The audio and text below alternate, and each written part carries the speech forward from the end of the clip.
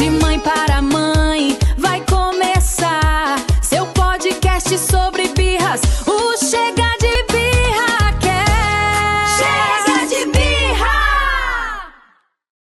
Bem-vindos a mais um episódio do Chega de Birra Cast. Eu sou Eliana Costa. Eu sou Jamile Tupinambá.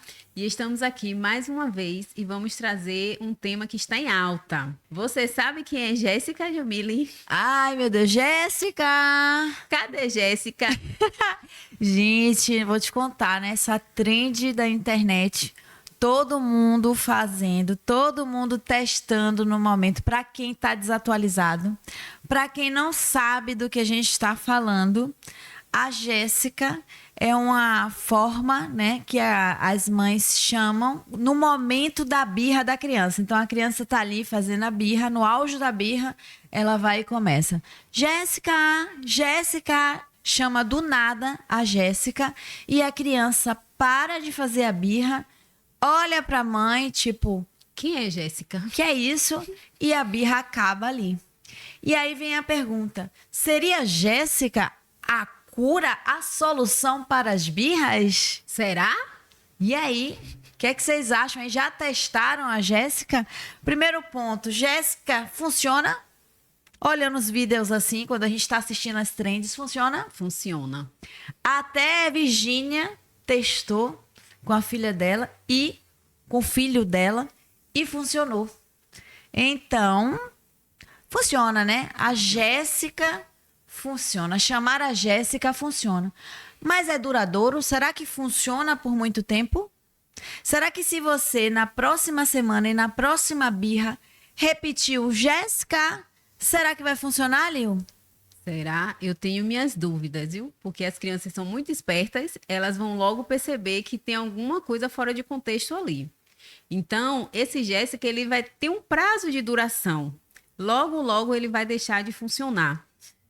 Funciona por quê? Porque é novidade. Justamente. São as primeiras vezes, nunca Talvez ouviu. até a primeira só. Será que a segunda já começa? Já vai funcionar, ainda vai funcionar? É isso que a gente testa e me conta. Porque, assim, funciona, realmente funciona, né? É visível ali no Instagram, as mães testando, funciona. Mas o porquê que funciona?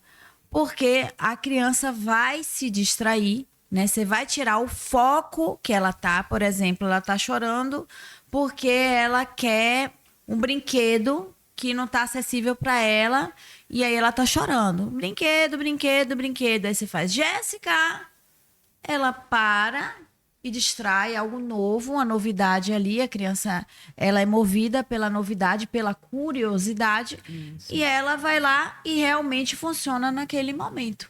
Né? Mas a intenção é que ela tira a distração, o foco do que está causando a birra.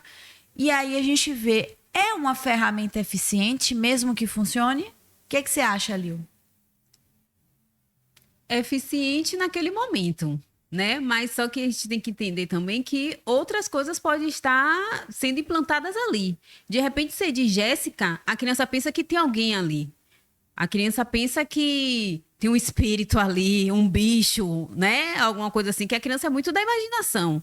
E aí você tá em outro momento, a criança tá com medo de estar no ambiente da casa, porque ela pode pensar que Jéssica tá ali. A criança não tem Jéssica maturidade. pode virar tipo o bicho-papão. Isso. O homem do saco. Vou chamar o homem do saco, vou chamar o bicho-papão. E aí a criança pode personificar essa Jéssica, né, como uma pessoa realmente, e achar que tem uma pessoa invisível, um fantasma, pairando por ali pela casa, e na hora que ela dá birra, o cuidador chama ela.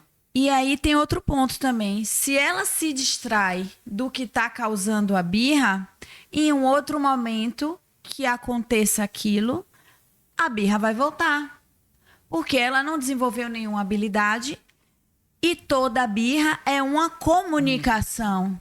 Isso. Se a gente entende que através daquele choro a criança quer comunicar algo, às vezes uma insatisfação ou um querer, você chamou Jéssica, você distraiu. Mas em outro momento, numa outra situação similar, que ela passar por aquilo, ela vai voltar a fazer birra.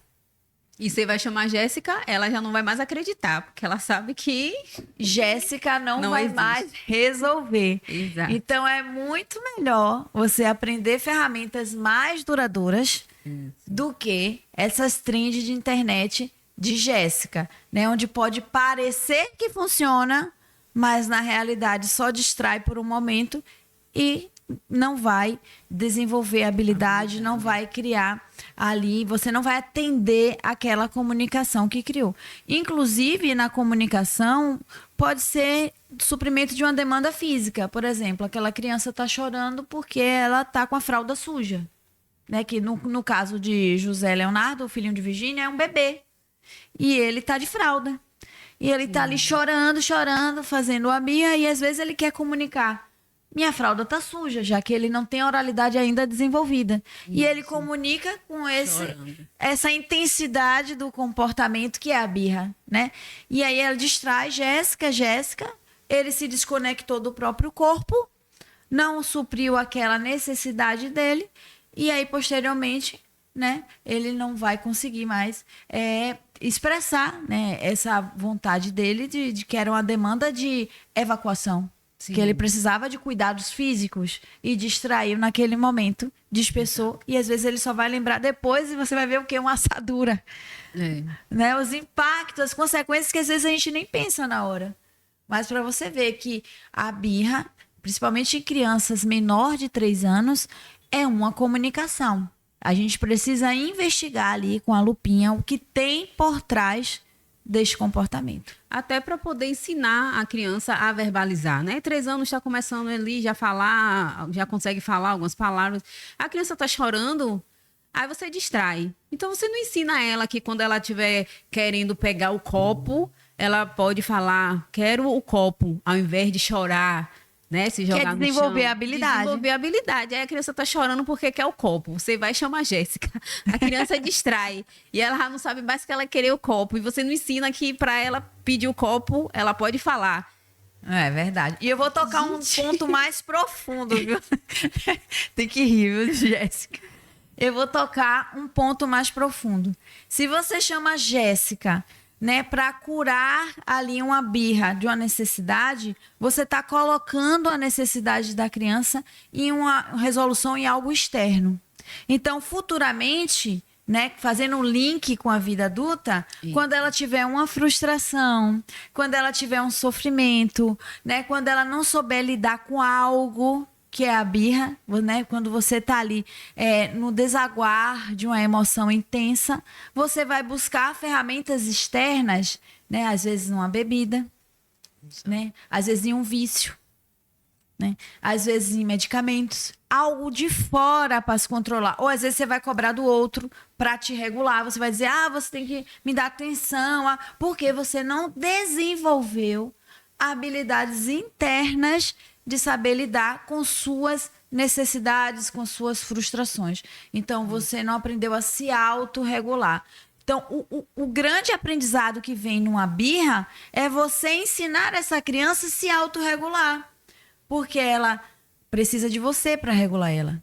E só aprende a se regular se você passa por birra diversas vezes e a cada experiência o aprendizado, e ela vai aprendendo a cada birra a se desenvolver, a desenvolver sua autorregulação. Então, se você distrai, chamando a Jéssica, né, você ainda tem esse impacto maior que pode acontecer numa vida adulta. Exatamente. É o aprendizado, né? Ensinar, educar é ensinar, dar ferramentas, dar repertório, né? Principalmente como você falou dessa faixa de 0 a 3 anos, não tem repertório para expressar as emoções, para expressar o que quer. Então, até o momento só sabia chorar, né? O primeiro manifestação era chorar. Então, ela vai continuar chorando. Se ela não aprender outras formas, ela vai manifestar sempre chorando.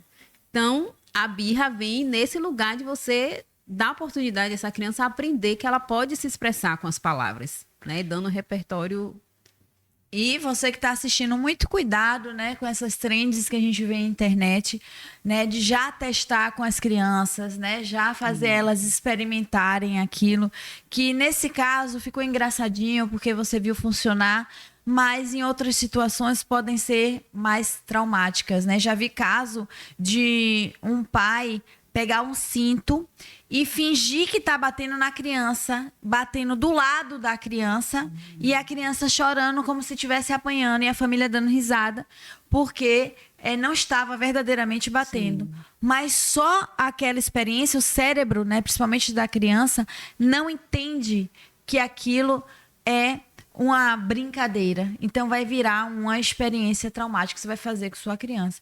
Inclusive, às vezes, quando você perde um membro, você continua sentindo esse membro.